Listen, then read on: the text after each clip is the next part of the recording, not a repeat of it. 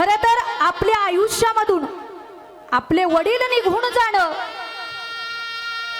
हे शब्दात न मांडता येणारं काय आहे, दुःख आहे.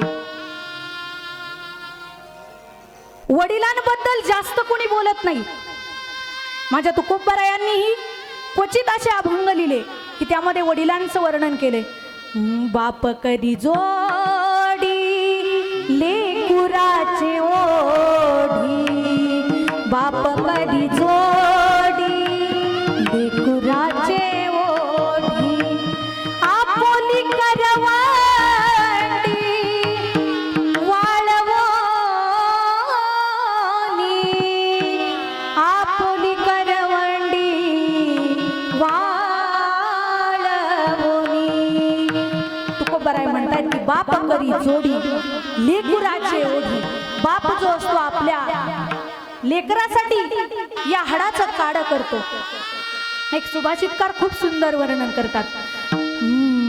उरामंधी माया त्याच्या काळ्या मेघावानी, दाखविना कधी कुणा डोळ्यातल पाणी, झिजू झिजू संसाराचा गाडा हाकला, व्हटामंधी हसू जरी कणा वाकला.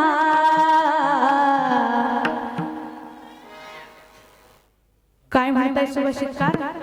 झिजू झिजू संसाराचा गाडा हाकला, व्हटामंदी हसू जरी कणा वाकला. घडी भर तू थांब जरा, ऐक त्याची धापर, लई अवघड हाय गड्या उमगाया बापर, उमगाया बापर. काय म्हणताय सुभाषितकार? की जो बाप आहे तो उमगायला कसा आहे? अवघड आहे. कसा आहे? अवघड आहे.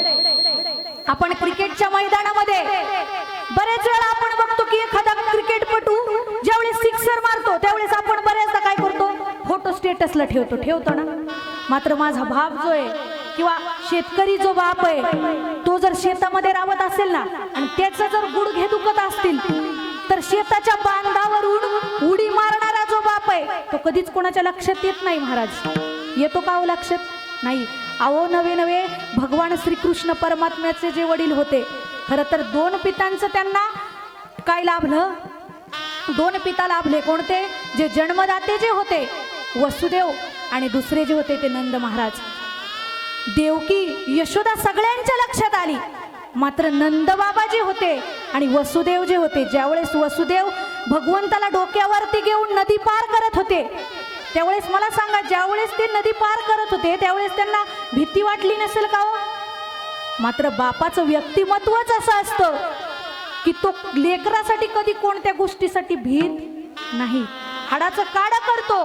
त्या ठिकाणी वसुदेव डोक्यावरती भगवंताला घेऊन गेले आणि नंद महाराज ज्यावेळेस कन्हैया 16 वर्षानंतर ज्यावेळेस पुन्हा मथुरेमध्ये गेले त्यावेळेस माझ्या नंद बाबांनी एकही दिवस स्वतःच्या पायामध्ये चप्पल परिधान केली नाही. असा हा बाप कोणाच्या लक्षात येत नाही. छत्रपती शिवाजी महाराज ज्यांना जिजाऊ मासाहेबांनी वाढवलं, मात्र बऱ्याच ठिकाणी शहाजीराजांचं आपण कधी नावही घेत नाही. मग त्यांचं त्या ठिकाणी महत्त्व कमी का हो? नाही. शहाजी महाराजांनी स्वतः परराज्यामध्ये राहूनही शिवाजी महाराजांवर तेवढं प्रेम केलं. तो म्हणजे कोणता? तो बाप होता आणि तो बाप आपल्या कधी लक्षात येत नाही. मग बाप जर लक्षात आणायचा असेल तर फक्त त्याच्याकडे व्यवस्थितपणे जिवंतपणे त्याची सेवा करावी आणि ज्यावेळेस तो मृत्यूलोकातून निघून जाईल त्यानंतर त्या पित्रांची काय करावी? सेवा करावी. एवढंच आपल्या ठिकाणी कर्तव्य उरतं. कारण बऱ्याच ठिकाणी आपण पाहतो की या धावत्या युगामध्ये काही ठिकाणी अशी घटना होते की त्या ठिकाणी त्याचा पोटचा मुलगाही शेवटच्या अंत्यविधीला येत नाही. ही एवढी मोठी शोकांतिका आहे. मग आपण आपल्या आई वडिलांची सेवा आणि भगवंताची सेवा जरी केली तरी आपल्याला हे मोक्ष, आपल्याला जो देह मिळालाय मोक्षाकरता मिळालाय, तो मोक्ष मिळाल्याशिवाय राहणार नाही. मी तर म्हणते भगवंताची सेवा एक वेळ बाजूला ठेवा, मात्र भगवंत जो पुंडलिकासाठी आला तो कशामुळे आला? फक्त आई वडिलांमुळे आला. म्हणून एकच सांगेल की आपल्या आई वडिलांना समजून घ्या. म्हातार वयात काय होतं, लहान मुलगा जसं असतं तसं लहान मुलासारखी बुद्धी होत असते. कोणाची? वडिलांची. मग त्या ठिकाणी ते जर थोडेफार चिडचिड करत असतील किंवा काही बोलत असतील तर आपलं त्या ठिकाणी, आता ज्यावेळेस आपण लहान होतो त्यावेळेस त्यांनी आपल्याला समजून घेतलंच ना, का त्यांनी आपल्याला हाकलून दिलं घराच्या बाहेर? नाही ना. मग आपण त्यांना समजून घेणं आपलं आद्य कर्तव्य आहे. त्यामुळे आपल्या आई वडिलांची व्यवस्थितपणे सेवा करा, भगवंताचं नामचिंतन करा. ज्या करिता आपल्याला देह मिळाला त्याकरिता घालवा. ज्या बाबांचं या ठिकाणाहून जाणं झालं त्या बाबांच्या आत्म्यास चिरशांती लाभो एवढीच शेवट भगवंताकडे प्रार्थना करेल.